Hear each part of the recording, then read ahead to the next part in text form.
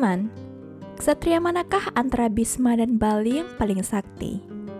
Lagi pula, siapa di antara keduanya yang memiliki kekuatan paling besar? Baiklah, silahkan tonton videonya sampai habis untuk mengetahui jawabannya. Meskipun pada zaman Ramayana terdapat banyak pejuang, pada Mahabharata juga terdapat banyak pejuang sakti yang bahkan para dewa pun tidak mampu melawannya. Jadi, hari ini kita akan menyebutkan dua pejuang yang kekuatannya patut dicontoh dan melawan mereka secara langsung dan mencari tahu siapa yang lebih kuat di antara mereka. Kedua pendekar itu tidak lain adalah Bali, pendekar sakti pada masa Ramayana, dan Bisma Pitamah, pendekar sakti pada masa Mahabharata. Lalu apa yang terjadi ketika keduanya bersaing? Jika berbicara soal Bali, maka Bali adalah Raja Kiskindha. Selain kekuatan fisik, ia juga memiliki kekuatan mental. Sebagaimana kita ketahui, Indra Dewa yang telah memberikan kepada Bali sebuah kalung emas yang telah diberi mantra oleh Dewa Brahma, dan telah memberikan anugerah bahwa dengan memakai kalung emas tersebut, kapanpun ia akan berperang di medan perang, jika ia menghadapi musuh ataupun musuh yang paling sakti, separuh kekuatan musuhnya akan berkurang, dan kekuatan lawannya akan diserap oleh Bali. Oleh karena itu, Bali hampir unggul. Tidak mungkin ada yang bisa menandinginya. Begitu pula, Bali telah memenangkan banyak peperangan. Jika kita berbicara tentang Bisma Pitamah, dia juga dianggap sebagai pejuang Mahabharata yang paling kuat, membunuh siapa yang hampir mustahil bagi Pandawa. Sri Krishna melakukan penipuan untuk membunuhnya. Hanya kemudian kematiannya menjadi mungkin dengan menggunakan Sri Kandi sebagai perisai. Sebenarnya, Dewa Brata adalah anak dari Raja Santanu, yang merupakan salah satu dari 8 Vasu. Dan demi istri kedua Raja Santanu, Dewa Brata bersumpah dengan sungguh-sungguh untuk menjadi budak seumur hidup. Kemudian Raja Santanu menjadi bahagia dan menikah dengan Satyawati. Tidak mungkin ada orang yang membunuh Bisma tanpa keinginannya, dan jika keduanya bertatap muka, maka Bisma sudah terbunuh. Separuh kekuatan sudah masuk ke dalam Bali. Karena itu, Bali akan menjadi lebih sakti. Bali tidak bisa membunuh Bisma walaupun dia mau.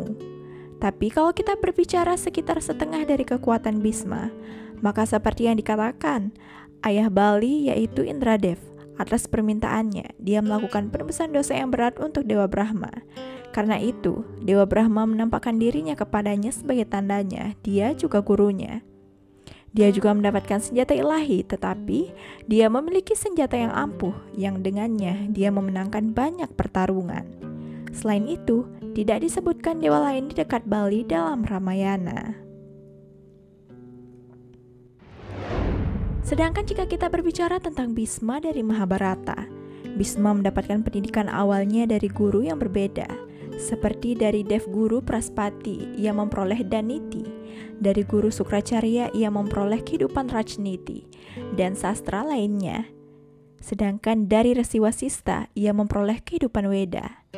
Dari Resi Cayavan dia memperoleh Ayurveda, memperoleh ilmu Weda dan Weda lainnya. Dari Sanat Kumar dia belajar ilmu mental dan spiritual, dan dari Parasurama dia mendapat ilmu peperangan, ilmu senjata pelapis dan ilmu memanah yang lengkap. Sebenarnya, Bisma mempunyai Indrastra, Agniastra, Bayuastra, Baruna Astra, Syurastra, Bajra Astra, Mohini Astra, Tafastra, Nagastra, Karunastra, Rudrastra, dan Parvastra. Selain itu, dia juga memiliki Brahmastra dan juga Brahmasira Astra. Selain itu, dia juga memiliki banyak senjata dewa lainnya. Kakek Bisma mempunyai bekal senjata seperti itu. Jadi, jika terjadi peperangan antara Bali dan Bisma dengan menggunakan senjata dewa, maka mungkin kekalahan Bali tidak bisa dihindari. Jika kita berbicara tentang penggunaan senjata ilahi dan jika kita melihat pertarungannya dengan Asaf, maka Bisma akan lebih kuat dari Bali. Keduanya meraih satu kemenangan di kedua putaran tersebut. Jadi sekarang mari kita berbicara tentang fase ketiga, yaitu memenangkan perang. Nah, berbicara tentang Bali, Bali pernah memenangkan peperangan yang akan datang pada masanya. Dia bahkan telah mengalahkan Rahwana yang sangat kuat dalam perang. Tak hanya itu, Bali sendiri juga sempat menyebut Dandu memiliki kekuatan ribuan gajah. Dan setelah itu, mereka membicarakan ilusinya di dalam gua. Setelah itu, Bali pun berhasil mengalahkan Sugriwa. Namun, saat Bali bertarung dengan Hanuman, dia tidak sanggup menanggung sebagian pun kekuatannya.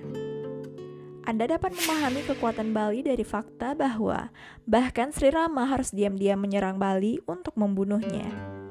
Dan baru kemudian situasi Bali menjadi jelas. Jika kita berbicara tentang Bhisma dari Mahabharata, maka semua orang akan merasa takut ketika mendengar namanya. Bhisma telah mengalahkan banyak pendekar sakti. Bhisma datang pada masa mudanya. Ia juga membunuh Raja Cakravarti Ugrayuda dengan pengaruh senjata dan baju besinya. Tak hanya itu, Bhisma juga melakukan pertarungan sengit dengan Dewa Parasurama, yakni inkarnasi Dewa Wisnu, yang sendiri adalah guru dari Bhisma. Dan tidak ada hasil dalam perang antara Bhisma dan Parasurama ini. Dan untuk memenangkan perang ini, Mahadewa sendiri harus datang.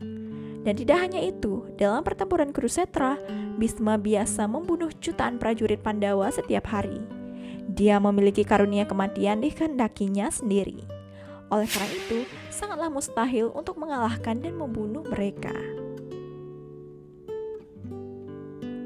Ada kemungkinan Sri Krishna sendiri harus mengelabui Sri Kandi agar bertarung. Dan kemudian Bhisma meninggalkan senjatanya. Setelah itu, ia dibunuh lagi oleh Arjuna. Jadi teman-teman, baik Bali maupun Bhisma adalah pejuang yang sangat sakti. Meski kekuatan kedua pejuang hebat ini berbeda, ada satu kesamaan di antara keduanya. Dan keduanya telah mengambil sisi kefasikan. Oleh karena itu, keduanya harus mengorbankan nyawa demi lila yang diciptakan oleh Tuhan. Jadi mana di antara keduanya yang lebih kuat? Kami serahkan jawabannya kepada Anda. Jika kedua penilaian ini ditanggapi dengan serius, maka keduanya telah memenangkan perang. Namun penilaian ketiga tergantung pada Anda. Jadi tulislah jawaban Anda di kolom komentar. Dan beritahu admin siapa yang menurut kalian paling berkuasa di antara keduanya. Baiklah, terima kasih telah menonton video ini sampai habis. Dan jangan lupa subscribe, like, dan ingat nyalakan notifikasi loncengnya agar kalian tidak ketinggalan setiap video terbaru dari channel ini. Sekian dan terima kasih, dan sampai jumpa di video selanjutnya.